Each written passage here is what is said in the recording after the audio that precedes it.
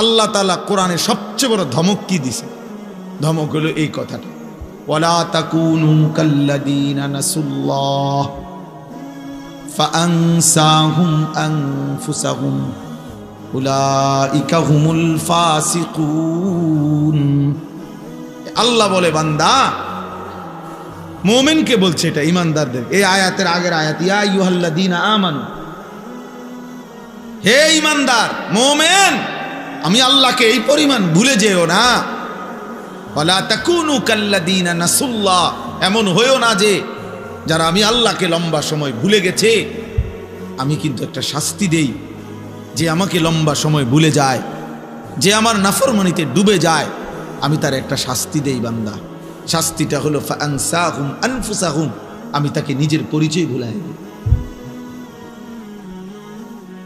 সে আর কোনোদিন মনে পড়ে না সে মুসলমান, তার আর কোনোদিন মনে পড়ে না তার মৃত্যু হবে, তার আর কোনোদিন মনেই পড়ে না মৃত্যুর পরে কিছু হবে, তার আর মনেই পড়ে না কবরে কোনো প্রশ্ন হবে, তার আর মনেই পড়ে না হাসরের একটা মাঠ হবে, তার আর মনেই পড়ে না তার আমলনামা দেওয়া হবে, তার আর মনেই পড়ে না তাকে ফুলসিরাত পার হতে হবে। ফাআনসাহুম আখিরাতাহুম, আল্লাহ বলছে আমি তোমাকে তোমার পরিচয় ভুলাই দেবো। মানে কি? তোমার আখিরাত ভুলাই দেবো।